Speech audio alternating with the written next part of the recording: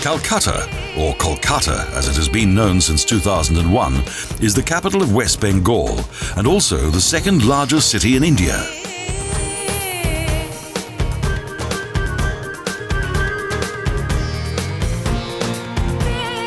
A city of contrasts that couldn't be more striking. Slums, poverty, and degrading conditions. And nearby, the wealthy who enjoy all the finer things of life.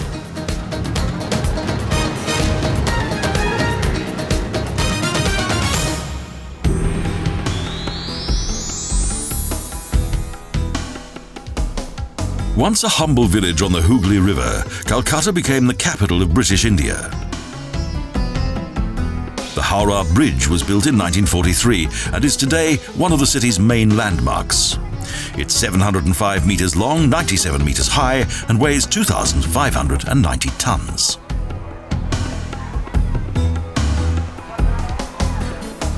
Each morning, hundreds of people come to bathe on the banks of the Hooghly River, a tributary of the sacred river Ganges.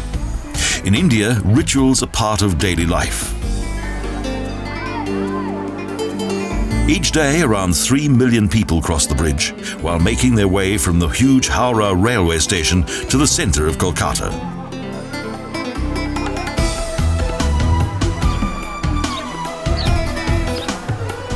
However, nothing interrupts the bathers.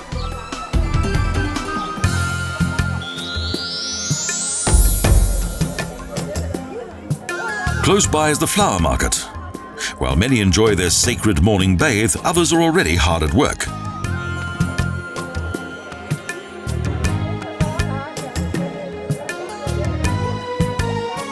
Freshly picked flowers are sold here. They shine out in vivid colours and their sweet scent fills the air as if attempting to allure customers.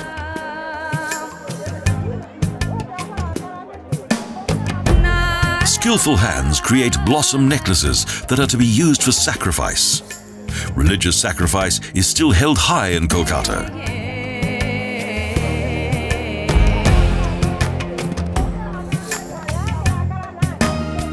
Others pack petals into bags that are first weighed and then transported to various parts of the city.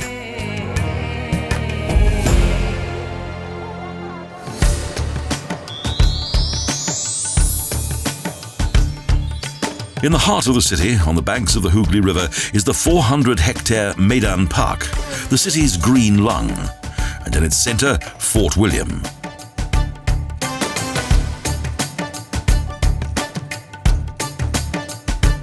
From early morning to late evening, the park is a popular meeting place. The local people relax, play and celebrate on green swathes, and various tradesmen sell food and drink. Horses and carriages are also available.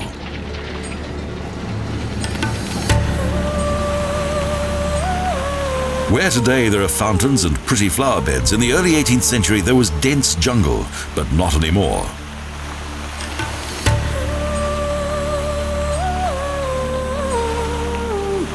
In 1773, the British built Fort William. It replaced a previous fort that had been destroyed 17 years earlier. Today, it's a somewhat unremarkable structure.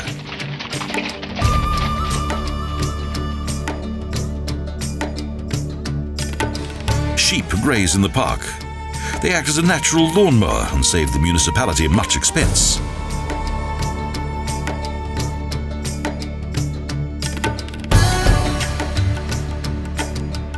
The horses rest in the heat of the day, beneath shady trees, while men play football.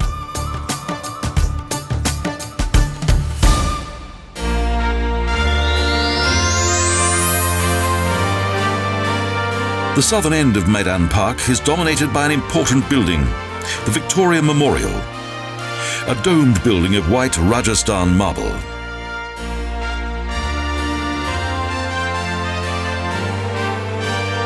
Kolkata's splendid landmark, a monument to imperial self-assurance, dedicated to the young Queen Victoria who never ventured to the Indian subcontinent.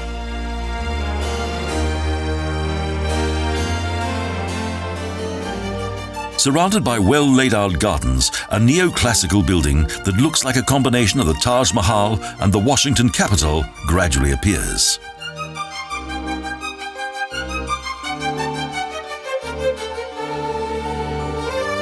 Today, this fine building is a museum. The Prince of Wales laid the foundation stone, and it was built by a British colonial viceroy. Its construction was funded by the aristocracy and bourgeoisie.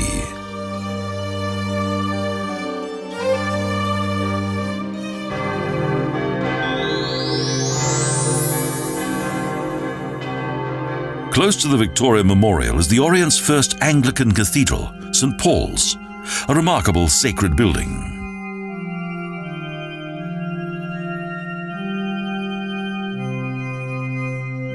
Of Indo-Gothic design, it was built between 1839 and 1847, a legacy of British colonial rule on the banks of the Gulf of Bengal.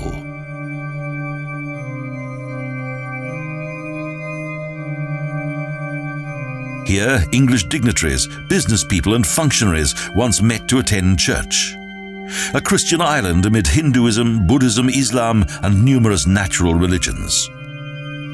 The cathedral was destroyed twice due to earthquake in 1897 and in 1934. However, it's since been lovingly rebuilt.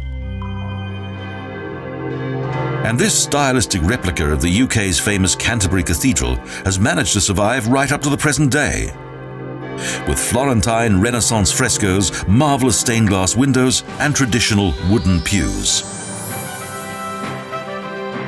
Here beats the heart of Kolkata, once the original village of Kolkata, in which the East India Company founded a British trading post in the 17th century.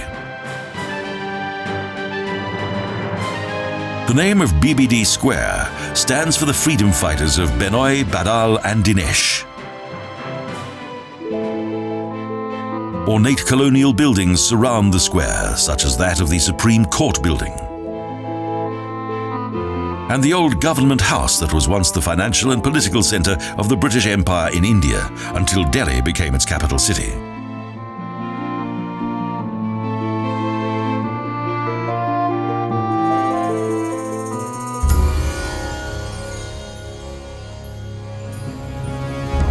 With its large rotunda, the splendid main post office looks far from functional. Built in the 1860s, it was designed by Walter Granville and is located on a site once occupied by an old fortress.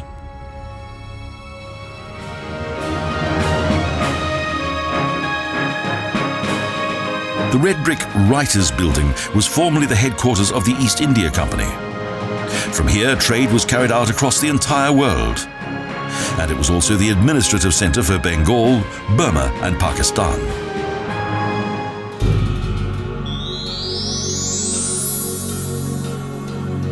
St. John's Church is also closely linked with the history of the East India Company.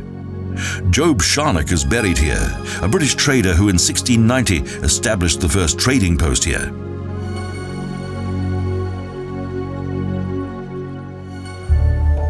Large white pillars support the roof of the city's first church that was dedicated in 1787 and consists entirely of stone.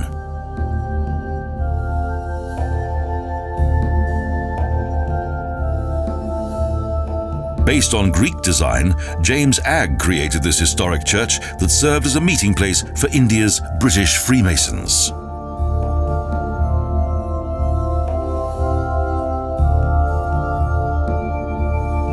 Although modest, the interior of the church is decorated with impressive coloured windows and paintings, and the pipe organ is said to be the best in the whole of India.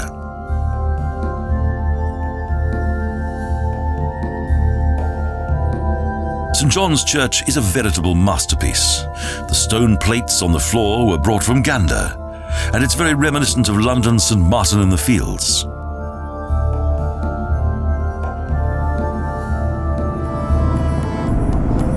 A journey around the edge of Kolkata takes us along the Grand Trunk Road through various street villages along the Hooghly and to the former trading settlements of both the Danes and the French. Built in the 16th century, the road contains a number of temples. Once the entire court of the Mongol monarchy travelled on this road from Agra to Delhi.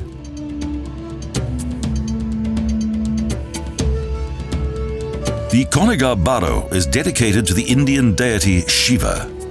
This somewhat frightening deity is a most revered god and symbolizes collapse and destruction.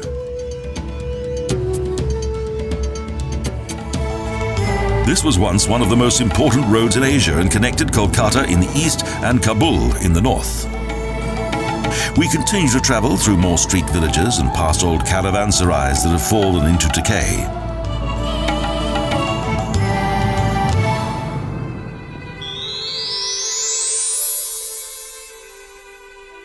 Eventually, we arrive at the first Danish settlement, Serampore. Its East Indian branch traded from here until Denmark's possessions in India were sold to the British. While under Danish rule, Serampore was an important centre of culture, and Serampore College on the banks of the Hooghly River published early texts in various Oriental languages, and even today, Baptist theologians are educated here.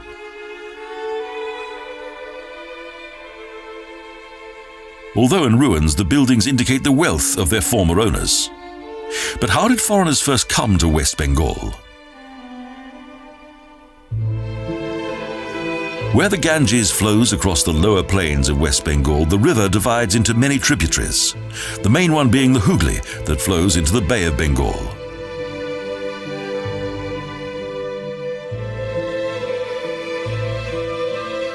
Since the 15th century, this highly navigable river attracted Dutch, Danish and British merchants. Indeed, their settlements transformed the riverbanks into a mini-Europe. They also brought with them their various religions, and thus there are a number of churches to be found here. Today, much work is done to conserve these cultural treasures. Later, European traders also settled in the river villages of what is now Kolkata.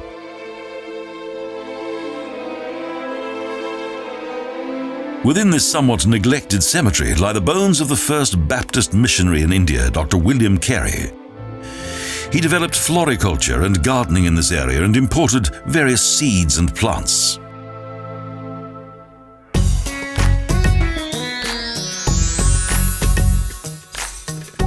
A little further up the river, we arrive at Chandanagar, one of the first French settlements that still possesses the unique flair of what was even then a brave new era.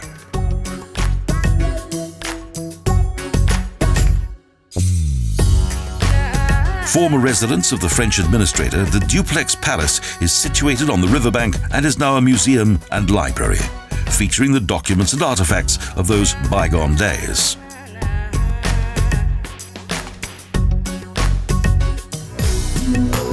Along the river are benches similar to those found in the parks of Paris, and elephant heads decorate the splendid Ghat, a building with a sacred staircase that leads down to the Hooghly River. A place with a religious as well as a social function. Here, the local people meet up for a chat and also perform cleaning rituals. The Église du Sacré-Cœur, with its images of Jeanne d'Arc and Lourdes Grotto, is also reminiscent of Paris, a gem set amid exotic surroundings. With all this splendor, it's too easy to glorify the former occupation of this region by European traders, but it was not without its problems.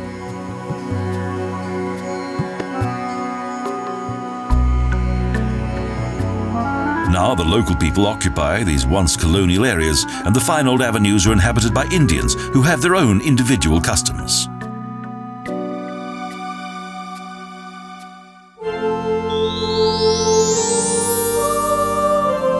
Not far upriver, we visit a further European settlement, Bandel, that was founded in 1580 by the Portuguese.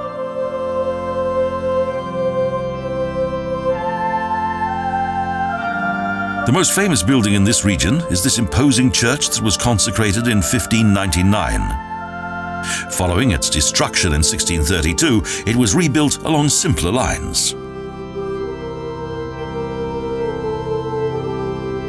People of all faiths visit this church, and particularly the statue of the Women of Bandel. Once this sacred place was destroyed by the army of the Mughal emperor. The statue was stolen, and then it became lost in the river. Yet eventually, it appeared on a riverbank close to the church. Amazing.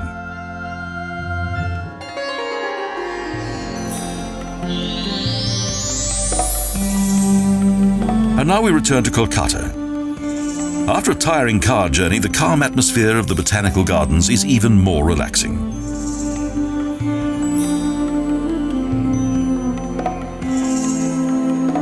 It started to develop in 1786 with the planting of an impressive number of palm trees, cacti and ferns. Today, ancient trees flank numerous ponds connected by a network of water channels. In 1919, the main trunk of a huge banyan tree was struck by lightning, and as a result, around 300 air roots grew from its branches. Quite a sight today. Colonel Kidd of the East India Company would be astonished if he could see this place now, and he'd almost certainly enjoy a boat trip here.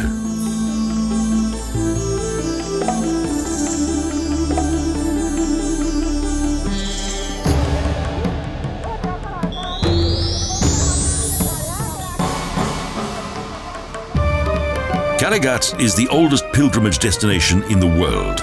Narrow pathways lead to a Shiva temple, along with stalls selling souvenirs and religious offerings. This sanctuary was built in 1809 and is still busy today. Taxis and bicycle rickshaws wait for the thousands of pilgrims that come here every day.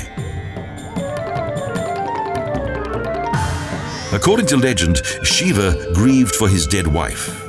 He carried her body on his shoulders while dancing, and during the dance destroyed everything in his way.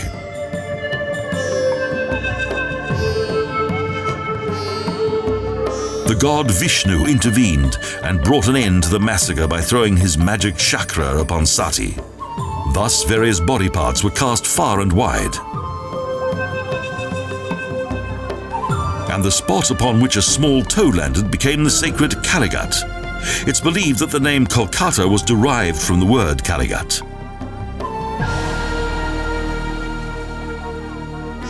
The faithful wait patiently in long rows until it is their turn to enter the temple. In the meantime, they look at images of Shiva and other deities on the walls of the temple.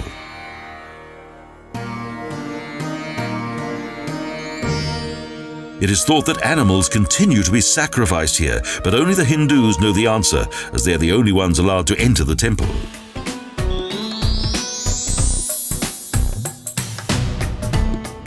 On a boat tour on the Hooghly River, we're reminded of the city's history. And when English merchant Job Charnock founded a trading post in the river village of Sutanuti in 1690.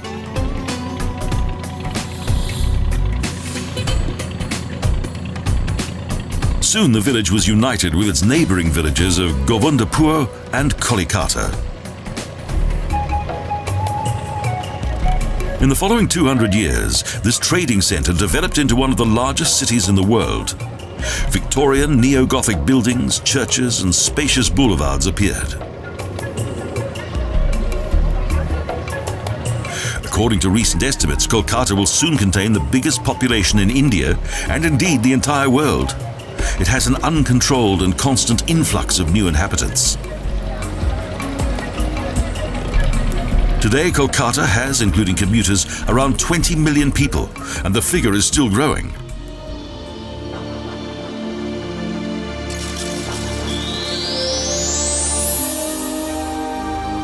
The Mother Teresa mission is one of the city's most famous sites. It was here that the Albanian nun Agnes discovered her life's work, and it is also her final resting place.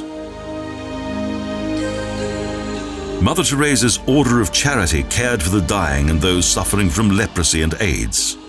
In 1979, she was honored with the Nobel Peace Prize, and a year later with the American Medal of Liberty. For the common people, she was simply Mother, no matter what caste or religion. And even today, this is still a tranquil place where the poorest of the poor are given help and support.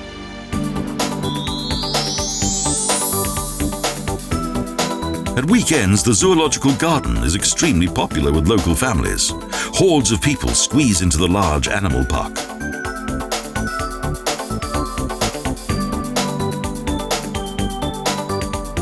When first built, the animal enclosures were of the most modern design and competed with the best zoos in Europe.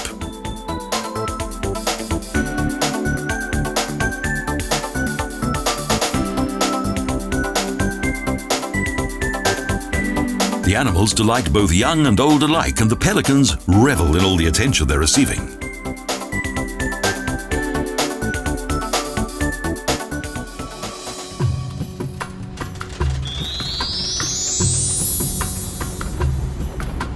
A surprising mode of transport in Kolkata, trams, and they've been here since the end of the 19th century.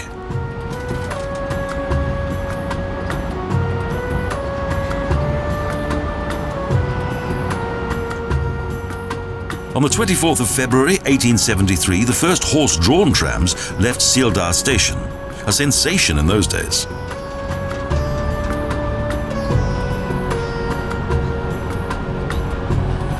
Electric trams were first introduced in March 1902, and they're still in operation today. Although not very comfortable, their quaint tinkling sound cuts through the hustle and bustle of the city. The colourful trams are full of nostalgia, and they're also environment-friendly, practical, and add their own character to the city.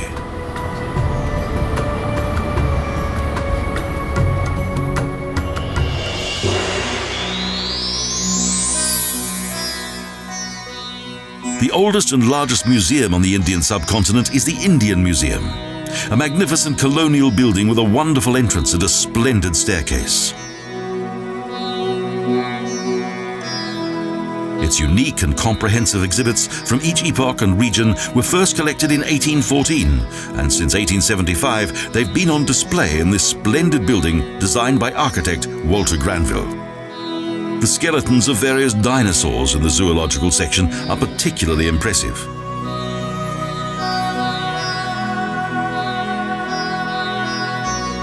As is the Egyptian collection that features the busts of pharaohs, numerous mummies, and painted stone heads. Most of the exhibits are 2,500 years old, precious artifacts from Hindustani civilizations.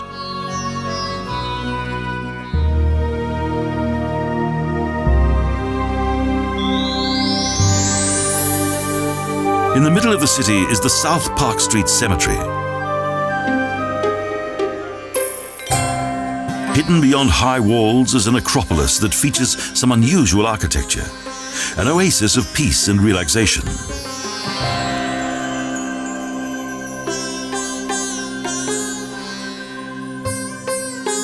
The names of the dead indicate that they all lived during the time of the British Raj, from scholars to judges and to the country's first governors.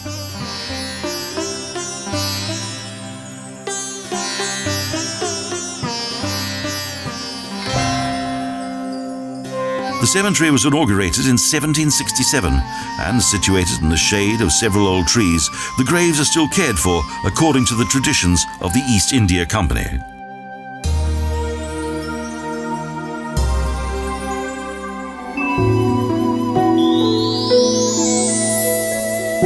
In the 18th century, Chinatown originated in the Teresa district. The Chinese came as traders, settled down, and as was their custom, surrounded their settlements with walls. In 1962, following a frontier war between India and China, most of the Chinese left the city. Today, only about 30,000 Chinese remain. Most of their buildings have been converted into restaurants that are very popular with the local people.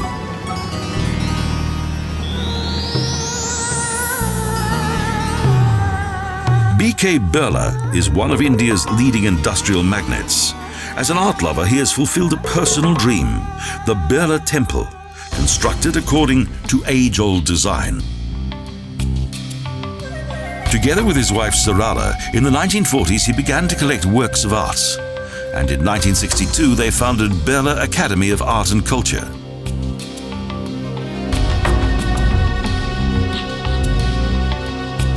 The large collection includes Indian sculptures of bronze and terracotta, and also paintings and textiles by contemporary artists.